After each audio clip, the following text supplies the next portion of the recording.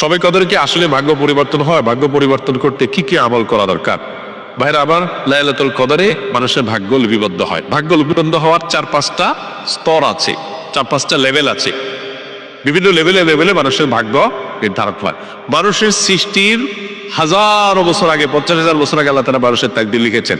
আর মাতৃগর্ভে থাকাকালীন সময় আরেকটা লেয়ারে লেখা হয়। এরপরে প্রত্যেক বছর লাইলাতুল কদরে আবার সেই চূড়ান্ত যেটা লেখা আছে এজমালি, ওইটারে বিস্তারিত লেখা হয় প্রতি বছর লাইলাতুল কদরে।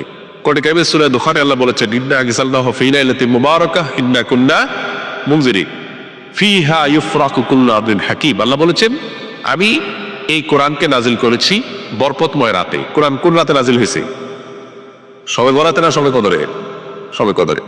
সেই রাতে আল্লাহ বলছেন ফীহা, অর্থাৎ সেই বরকতময় রাতেই ইউফরাকু কুল্লু আমরিন হাকীম, সব গুরুত্বপূর্ণ বিষয়গুলোকে আল্লাহ তাআলা ধার্য করেন।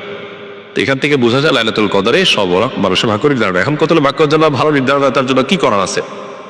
সবচেয়ে বড় করা হলো ঈমান এবং তাকওয়া অবলম্বন করা। আল্লাহ বলেছেন যে ওয়ালাউ আন্না আহলাল কুরআ আমানু ওয়াত্তাকাউ লাফাতাহনা আলাইহিম বারাকাতিম মিনাস সামা।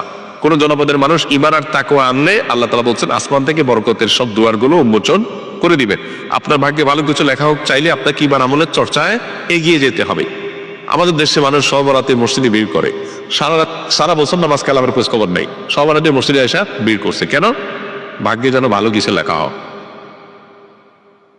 একজন চেয়ারম্যান সরকারের কাছ থেকে রিলিফ পাইছে বা জনগণকে বন্টন করার জন্য জিনিসপত্র পাইছে।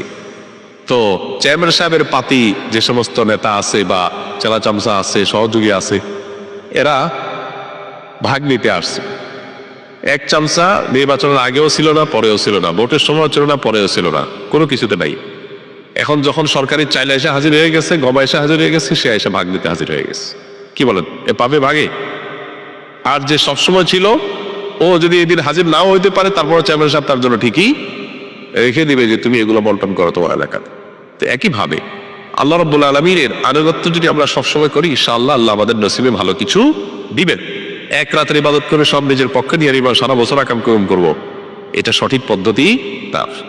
দ্বিতীয়ত হলো লা ইয়ারুদ্দু তাকদীর ইল্লা দুআ। দোয়া এমন একটা হাতিয়ার যে আল্লাহ তাআলা তাকদীরের দুইটা পার্ট আছে, একটা গায়রে মুবরাম, একটা মুবরাম।